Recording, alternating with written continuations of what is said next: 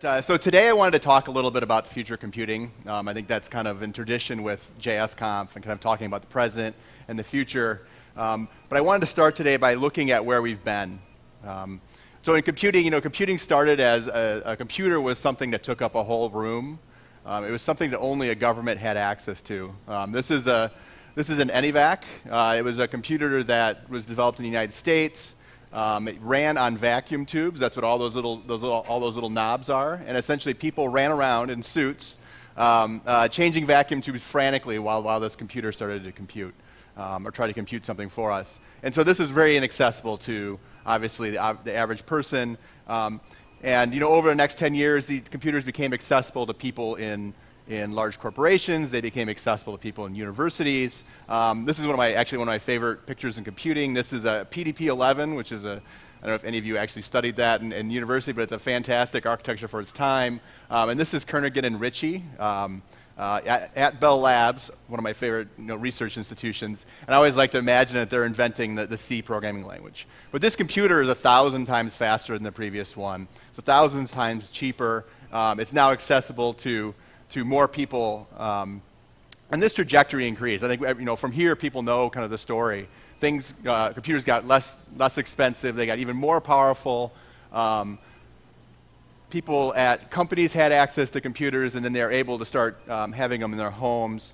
Computers became more mobile. They became even cheaper until they came to the point where we basically always have a computer in our pocket, and so computers now are ubiquitous in our lives. And it's possible that one of these things we start, we think about what's next in computing. I think kind of the mobile phone is the current state of the art.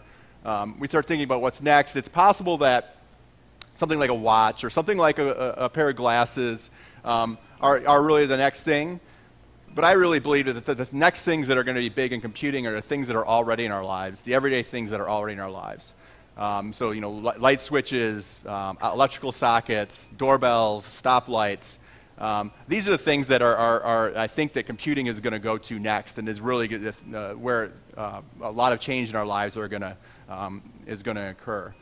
And one of the things that is driving this trend is the emergence of open and very, very inexpensive hardware. So this is for people that don't recognize it on site. This is what's called a Raspberry Pi.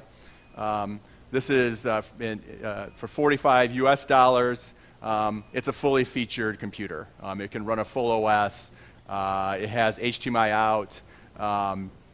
It has USB ports. Has everything. And more importantly, so this device is built for emerging countries, in particular Africa and beyond, that couldn't afford a very expensive computer. So folks would hook this up to their television set and plug in a keyboard via USB. And it's been really successful in that sense. But a way that it's being used that people never imagined is that it's being hooked up to everyday things. So these little pins along the edge there are actually what's called a general purpose I/O pin. And that allows you to hook it up to everyday things. So things that have analog values, voltages that vary as opposed to just digital ones and zeros. And this has led to an explosion of different types of hardware, and some of which are really important, I think, for us as JavaScript developers. This is what's called a Tehsil. This is a Kickstarter project that a group of folks at MIT are working on.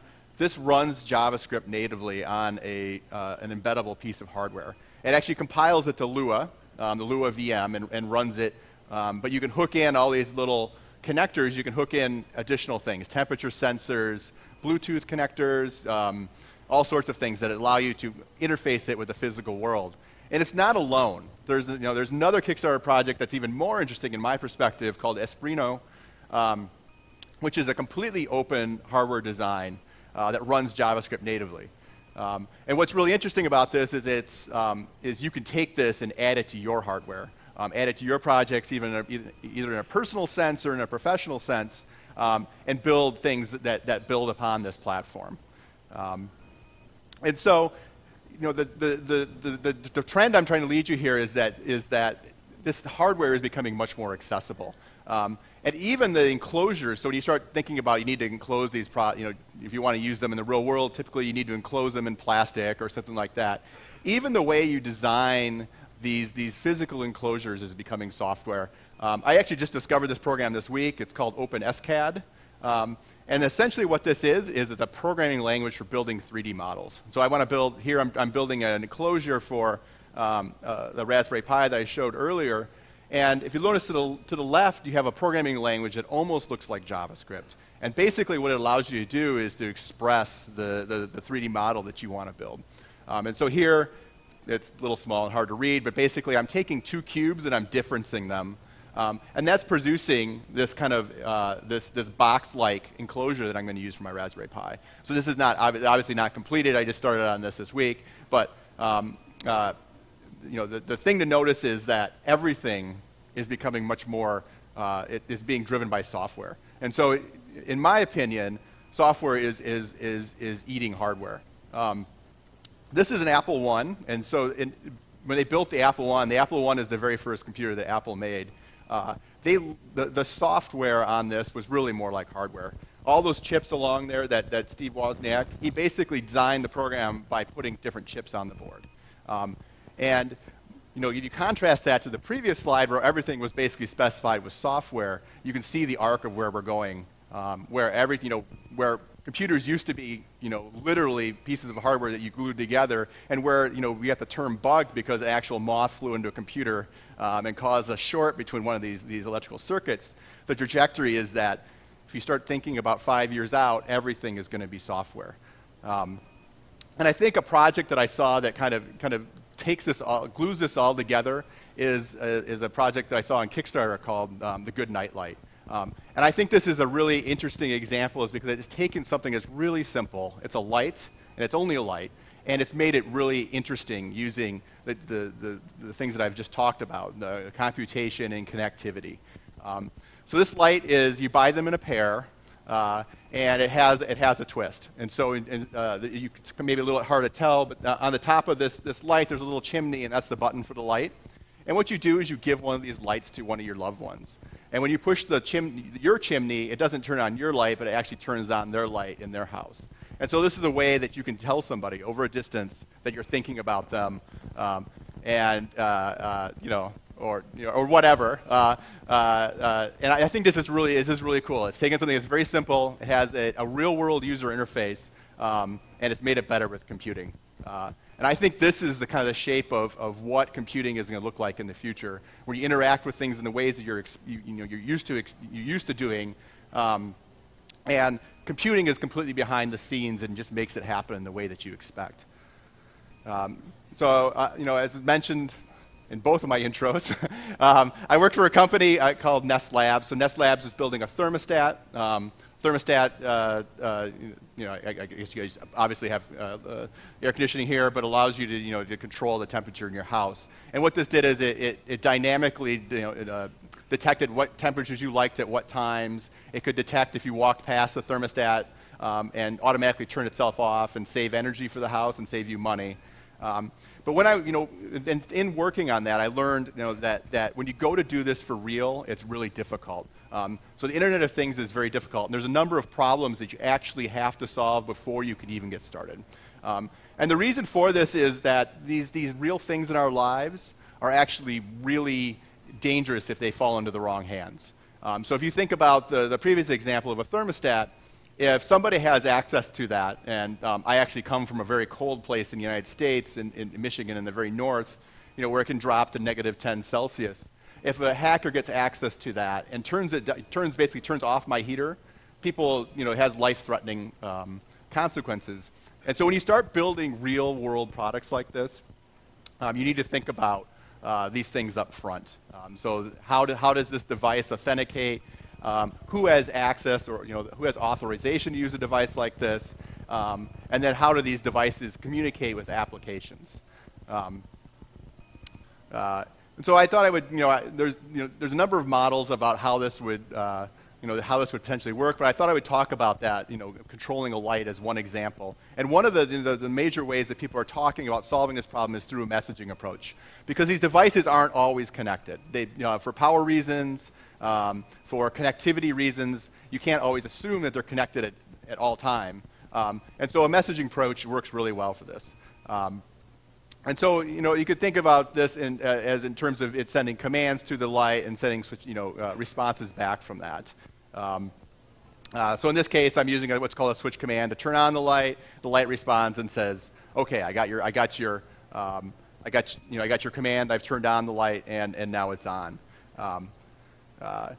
Whoa, got a stray arrow there. Sorry. I'm actually not an expert at PowerPoint. Now I'm running it in Keynote, so who knows? So what's interesting about this, if you start thinking about that message stream, is that you can start mining that message stream to build really interesting applications. And so here I've diagrammed out how you might use something like this to build a vacation application. So let's say you wanted your light to go on and off automatically, while you're on vacation or not, or while you're on vacation. You could look at when you were normally turning it on and then just basically replicate that. And so if you start using this messaging model, or think about it as kind of Twitter for devices, this is the kind of applications that this enables. And so I've been working with a number of companies. So as you mentioned, I work with the Microsoft Accelerators around the world. So I'm working with a number of companies to help them to launch their products on Windows Azure and on Windows platforms in general. And one of the companies that I'm working with is actually trying to add these types of smarts to everyday items inside the house, and another one has a much more industrial application for this inside factory floors. And as part of working with them, and in my experience in working at Nest, I realized that there's always a common set of problems that are hard for people to get right. And so I started a project called Nitrogen, and thanks to JSConf.Asia for letting me talk about it. But essentially, it's a platform that solves all these hard problems for you, so you can focus on your device, on your application, and not have to solve this, reinvent the wheel, so to speak. It's written completely end-to-end in JavaScript, and that builds on my belief that in the long term, that JavaScript, given its ubiquity in the computing industry, is going to eat all of software. And so it's built, I think I mentioned, in Node.js, and then the client, there's JavaScript clients available both as a Node module and then also in the browser. And I thought, that the best way to kind of walk through it would be to show an example. And so what I've done here is I'm gonna show an example of how you would build a internet-connected camera using Nitrogen.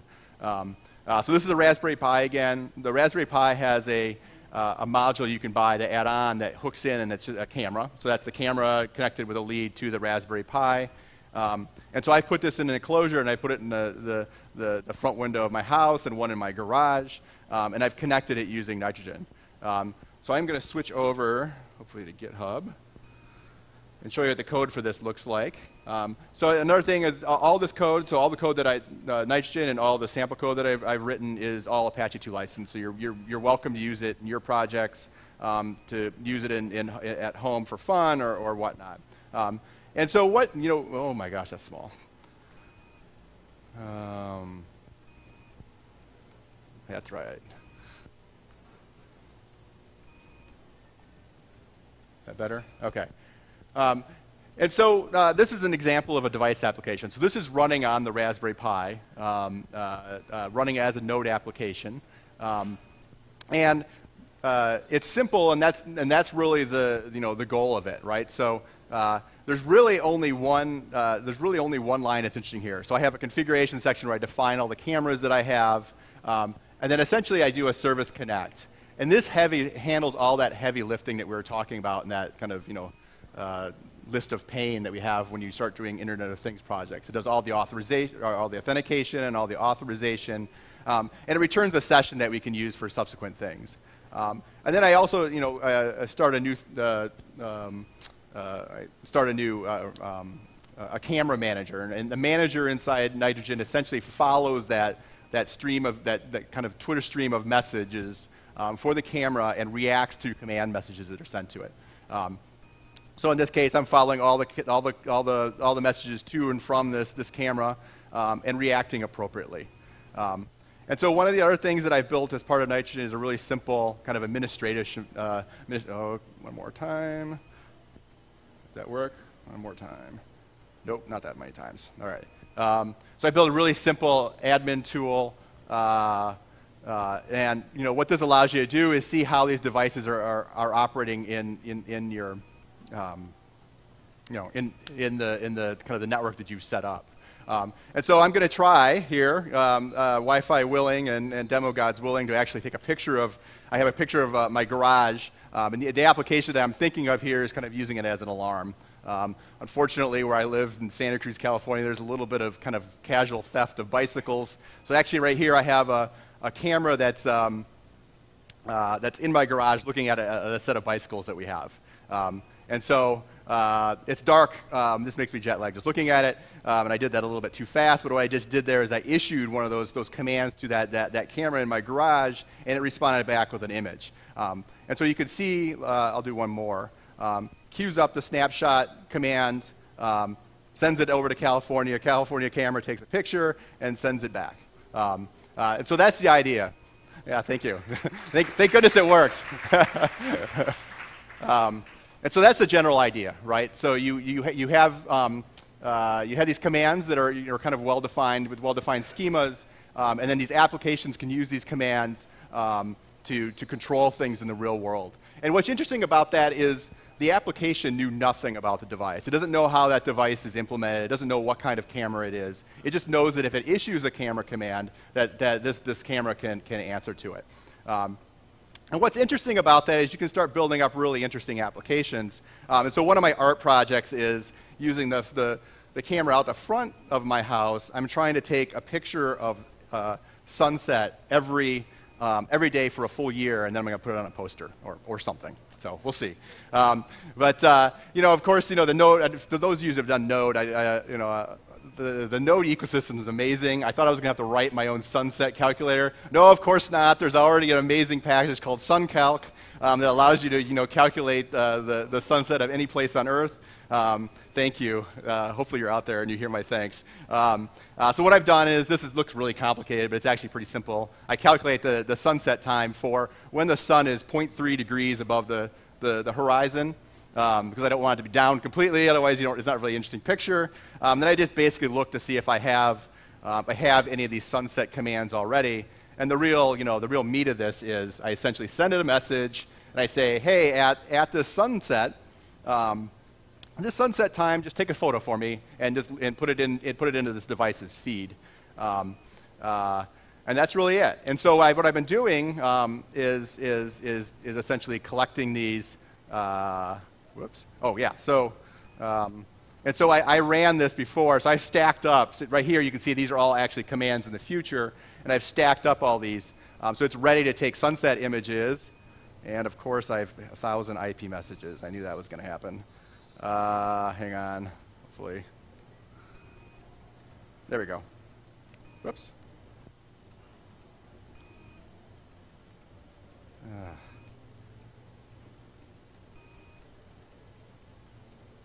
Whoops. Here somewhere. All right, hang on. But basically, I've collected. There we go. There's some of the sunset shots. I've collected a ton of these different sunsets, and you can see now that we're in the winter, it's starting to be more cloudy and whatnot. And so I think that's the idea is that these applications don't have to know about the devices they're using, and you start building up these really interesting feeds that then different applications can use to build interesting applications with. So let me switch back to this. I don't have much more, but if you're interested in this area, I've talked about this as, and I'm sure you're kind of thinking that this is completely why do I need to know anything about this? But I would challenge you to think back 7 years and how you thought about the mobile web. And I think many of you, if you think back 7 years, you would never have guessed that in your day-to-day job today, you'd spend a predominant amount of time thinking about mobile. And I actually think that it's going to be very similar for these everyday things. I think if you look out 7 years, I think a lot of us will be doing things that have a lot of impact or have a lot to do with everyday things and working with hardware. So I would challenge you, even if you're not interested in this, but to actually look into it and start getting, start learning a little bit about the different platforms. And so I just thought I'd finish off by talking about a couple things that I want to do in the future with the platform. Then I'm happy to take questions. The first is the current Internet of Things has a very centralized model. So these devices connect directly into a cloud service and communicate back and forth. I don't think this is the right approach for two reasons. The first is this is a very high latency solution. So the previous presenter mentioned making a trip all the way out to potentially across the country to a cloud service and back and can be up to 400 milliseconds or 600 milliseconds. And for a lot of applications, that's too much time. And the second thing is this gives up a lot of our privacy. So the Internet of Things, everything, when computing goes out to everything in our lives, sending back all this data to a centralized place, I think is really dangerous. And so one of the things that I'm working on as part of this project is to figure out how we can distribute this such that we have control over how this data is sent up to cloud services. And so instead of sending everything about our presence in our house and about our likes and dislikes and all these types of things up to a cloud service, that a lot of that data would actually reside in our house, and we would decide when we want to exchange that with an application that may exist in the public cloud. Another thing we need to think about, that I'm thinking about as this project, is how you keep these devices up to date. I think as we amply demonstrated today with my connectivity woes, we have a long way to go in terms of making devices, plug and play, completely plug and play. So this is an extreme example. This is actually a climate sensor that's down in Antarctica. And I use an extreme example because, for somebody to do an upgrade of this, assuming it didn't have any connectivity, they'd have to take a snowmobile, and it'd probably, involve, a very thick coat at the least to get out here. And so I think this is an extreme example, but as the number, as we start extending computing out to these devices in our house, in our businesses, there's going to be too many of them to manually manage them. It's not going to be okay to do an OS upgrade or update all on your applications like we do on our phone. It can't be that primitive. It has to be completely managed in a transparent sense. Otherwise, we're all going to go insane, even no matter how much we love technology. And so one of the things I'm working on is being able to transparently upgrade the applications and the firmware and the things that run on these devices. And then also extending it out to the smallest and the most embedded, the most very lightweight, not very much processing power devices. So that's all I have. I somehow managed to cut out my slide with the links to this, but go to nitrogen.io if you're interested. I'm building all of this I'm taking JavaScript as far as I can with this problem. I think there's going to be some devices where we have to use C++, but JavaScript I think can go very deep into this problem. And if you're interested in contributing, I'd love to have your help. And yeah, thanks for letting me come and talk about my crazy project. Tim, got a question. Yeah. One of the devices that you mentioned, you said that the JavaScript is being compiled down to Lua. Yeah, that's right. Why is that? I think it's from a resource perspective. I didn't design that, so I can't say for certain. But I think their idea was that the Lua VM was a little bit more memory efficient and a little bit more processor efficient. I don't know why, but that's the Tehsil hardware, and they're very open folks, so you can approach them on the web. And, right. Nice. Thanks. Yeah. I think I could try to answer that a little, but yeah, essentially Lua, from almost the very beginning, they've been trying to make it in such a way that it really should be for embedded applications, and there isn't a sort of a VM that is optimized for embedded applications for JavaScript, not yet. Mm-hmm. So it's the best way to go right now is compile it down to